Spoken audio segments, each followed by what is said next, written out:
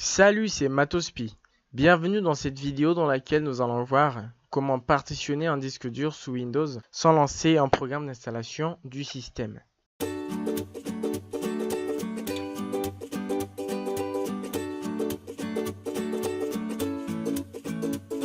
C'est une manip à la base très simple.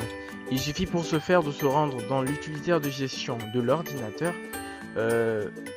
Voilà, ne vous demandez pas ça se trouve où parce que c'est même ce que je vais vous montrer. Donc pour aller dans l'utilitaire de gestion de l'ordinateur, vous venez faire un clic droit sur ce PC situé sur la barre latérale à droite en ouvrant votre explorateur de fichiers Windows. Une fois le clic droit effectué sur ce PC, vous venez cliquer sur gérer. Donc vous n'aurez plus qu'à attendre donc que notre utilitaire, la fenêtre de l'utilitaire de gestion de l'ordinateur s'affiche.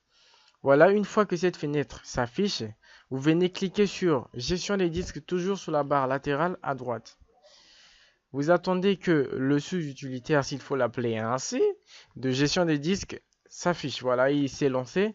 Et vous venez alors sélectionner votre principal lecteur qui est ici, si nous voyons bien le disque C. Bon, ici, j'ai assez de disques, hein, c'est pas que j'ai déjà des partitions. Je peux débrancher mon disque dur externe. Je n'ai que le disque C. Voilà, donc on revient ici pour cliquer sur le disque C et réduire son volume parce que s'il est trop exorbitant et qu'il n'y a plus d'espace sur le disque physique, vous voyez, on ne pourra pas créer de partition. D'abord, on va diminuer la taille de notre partition C, ensuite on créer une autre. Je ne sais pas si je me fais comprendre. Voilà, je viens cliquer sur réduire.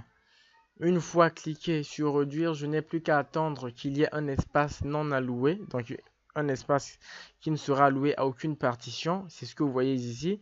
La réduction a été faite au milieu. J'ai manqué de vous le renseigner. Ensuite, je clique sur l'espace non alloué et je vais donc en créer un nouveau volume.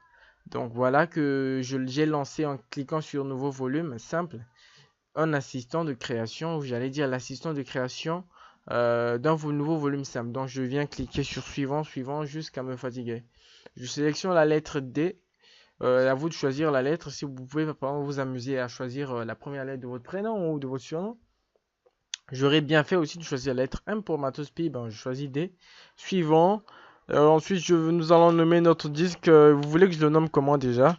Bon, moi je veux le nommer sauvegarde. Je sais pas pourquoi parce que bon voilà, ce sera sur mon disque de sauvegarde. Terminé. Je n'ai plus qu'à attendre que le formatage et la création de mon nouveau volume ou ma nouvelle partition soient faites. Voilà. Tout est fait. Alors, admire un peu le travail. On peut retourner dans ce PC, fermer déjà l'utilitaire parce que ça ne servira plus à rien.